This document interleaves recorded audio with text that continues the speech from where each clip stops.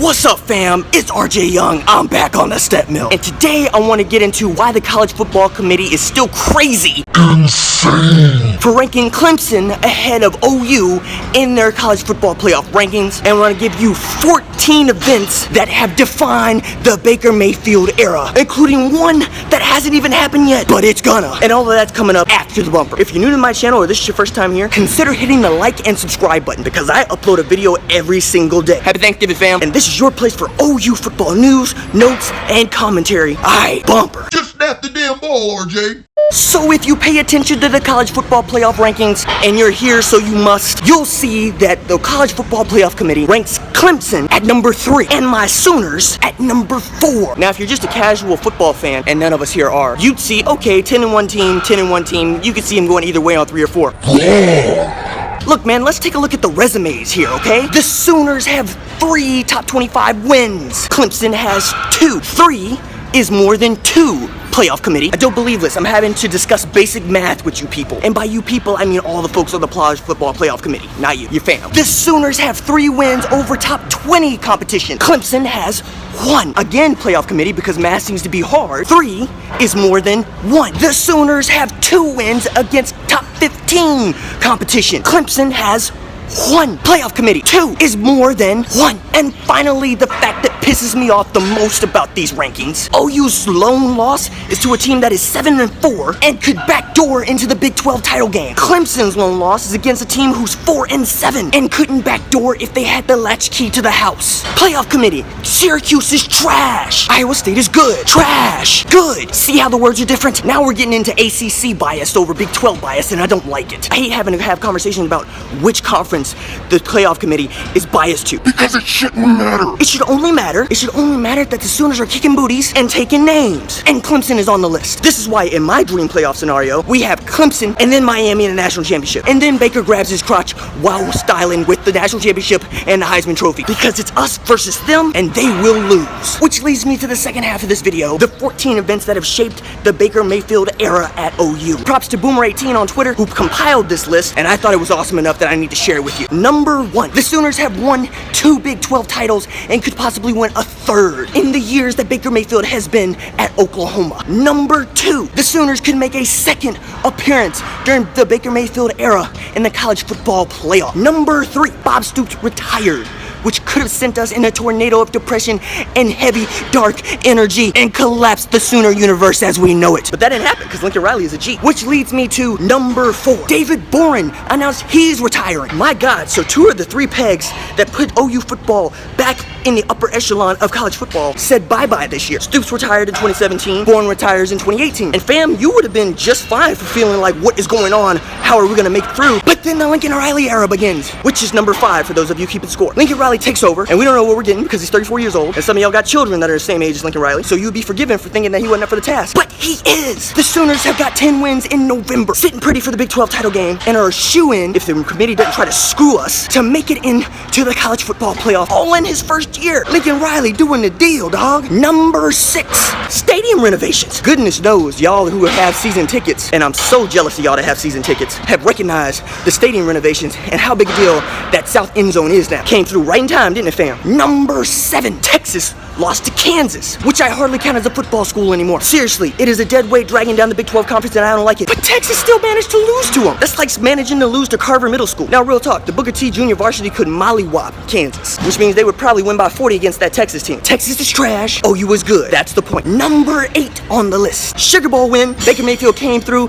got the starting job, rode Joe Mixon, some IJP Ron and D.D. Westbrook to a shellacking of an Auburn team everybody thought was good. And they still might be good, but OU is better. So that's 2 SEC teams we done mollywopped since 2014 in the Sugar Bowl. Come at us, Bama. SEC ain't worth a damn, fam. Which leads me to number 9. OU is 3-0 versus the SEC in the Baker Mayfield era. That means, should the SEC want some in the college football playoff, prepare to get skull dragged, prepare to get mollywopped, prepare to be exposed, because you're a trash conference, because you're overrated, and OU stays mollywopping. Fight us. Number 10 on on the list. OU signed a deal with Jordan Brand, which means if OU in a Venn diagram, Russell Westbrook and Baker Mayfield are a perfect circle. Yes! In addition to, now you get to tell recruits you get 5 years of free Jordans if you just sign with OU. Man, I would have signed as soon as you said Jordans. Now, big a deal that is? Well, if you have a certain age, you do. And if you don't, you just know that all the kids wear Jordans and you like seeing Jordans on the kids' feet because that means they're 5-star recruits. Jordans is a good thing. Number 11 on the list. OU has won 2 Bullsworth Awards. I mean, you could really call it 3 because Baker Mayfield's gonna win the 3rd one because it's given to the best walk-on of the year. My God, seriously, just give him the trophy. It's his now. Just rename the Bullsworth Award the Baker Crotch Grab Award because it's only fair and it's only right. Seriously, think about this. No walk-on has ever won the Heisman before. Baker Mayfield's gonna be the first guy to win a Heisman and the walk-on award in the same year.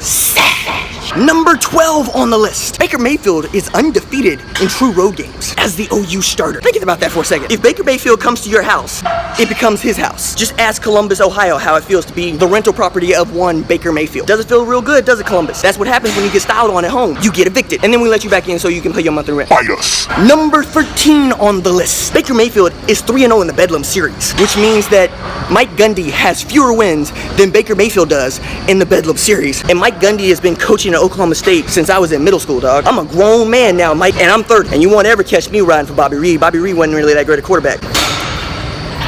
Now go sit down and cut your hair. And number 14 on the list. Baker Mayfield will win the Heisman Trophy in 2017, supplanting himself as one of the greatest Sooners of all time, and possibly the greatest OU quarterback of all time. Seriously, give that some thought for just a second. When you think about how he got to OU, and you think about all he's done since being the starter at OU, how could you not say that he's the best OU quarterback to ever play at the University of Oklahoma? I don't think he can. Although, I'm interested to see what your take is on it, so tell me what you think the seminal moment of Baker Mayfield's tenure at OU is in the comments below. I know I'm gonna get a lot of crotch grab comments, but go ahead, dog. Style on them. Grab it. Surprise! It's me! I'm not on a step mill, I'm on some steps. So I had a talk with RJ, and he wants me to be on more videos because you guys have been asking for me more. So you will be seeing more of me. I just want to finish up this thing on Baker Mayfield. Him grabbing his crotch did not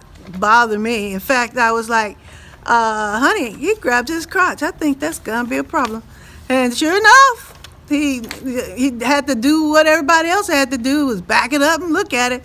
My problem is the media has really blown this thing out by backing it up and taking a look at it and backing it up. Actually, all that backing up and all that showing it is really just making me harken back to my younger days before I was married, and I'm thinking, he might be a good prospect. It didn't bother me. I didn't have a problem with it. I don't believe Baker should have been suspended. However, I know that Lincoln Riley is doing the right thing because that says he knows his guy and he knows, what will affect him. And the thing that I think affects him will be the fact that he's not a captain. That's the number one thing. He's not a captain on senior day, the very last time he will ever play in that stadium. The other thing is he has to sit out, I don't know. I hope it's just one play. How long is this list? How long is this list? You got a list. I do. You got a list? Yes, I got a list of things. Why you got a long list?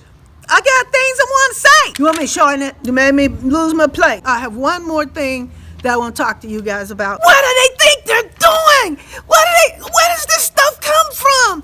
Where does the college football playoff committee, where did they come from with this number 4 ranking?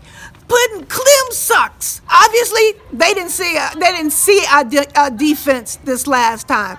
Or else, I don't understand what the problem is. Those college football playoff committee people, I can strangle them. They want us at 4 so that we have to play Alabama. We'll be able to play Alabama just like we played Ohio. We're gonna kick some butt. So it's Ohio State. I said Ohio State. We're gonna kick their butts just like the Ohio State. Plant that. And I just want to say thank you all for your support for my son. I just swell up when I think about you guys just popping down the $2, $5, $10, $20, you know, on him, and so that he can keep making these videos. I just want to tell you guys that I do appreciate that. Press that link button and that subscribe button.